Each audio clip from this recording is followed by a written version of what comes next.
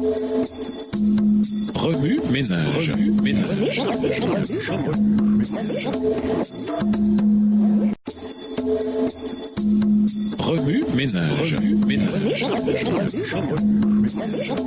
Bienvenue dans votre émission Remue ménage. Nous voilà à la leçon de jeudi, des accords dissonants. Lisons Juge 2, verset 15. Juge 2, verset 15. Chaque fois qu'ils entreprenaient une campagne, l'Éternel intervenait contre eux pour leur malheur, comme il le leur avait déclaré et même annoncé par serment. Ainsi, ils furent réduits à la plus grande détresse. Vous êtes assis dans une salle de concert. Tout le monde est silencieux, attendant que les sons harmonieux s'échappent des instruments de musique. Le chef d'orchestre lève la baguette et les premières notes flottent dans l'air, tandis que le son s'amplifie et que le chef se donne à fond pour une exécution glorieuse de la pièce. Certains musiciens décident qu'ils n'ont plus envie de jouer la musique assignée ou de suivre les signaux donnés par le chef. D'autres, animés d'un préjugé contre celui-ci, décident de faire le contraire de ce qu'il dit, histoire de l'embarrasser. En s'écartant de la partition ou en jouant une pièce complètement différente, les musiciens perturbent l'atmosphère impressionnante créée par le chef. C'est la cacophonie. Tout comme la discorde surgit lorsque les musiciens ignorent la partition ou les directives du chef d'orchestre, la désunion est inévitable dès que les enfants de Dieu se détournent d'un clair ainsi par l'Éternel. Lorsque nous désobéissons aux directives données par Dieu dans sa parole, le chaos s'ensuit. Le Seigneur lui-même se détourne de nous. Juge 2, le verset 15. Il y a des moments où nous plaçons nos propres interprétations humaines au-dessus des Saintes Écritures. Avec tout un chacun interprétant les Saintes Écritures comme il l'entend, il y aura des thèmes opposés menant à la confusion.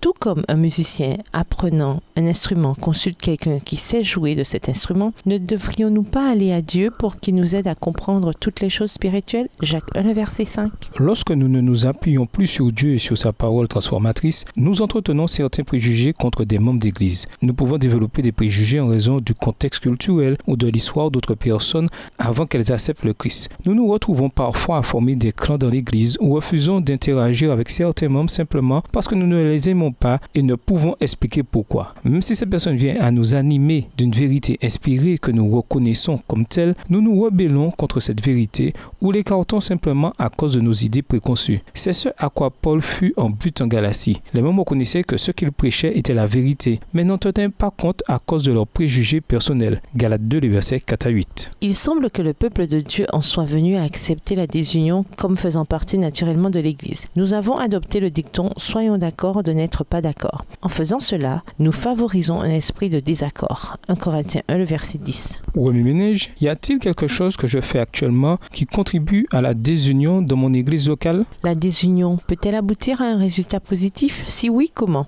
Au revoir. Et à demain si Dieu veut. Remue ménage.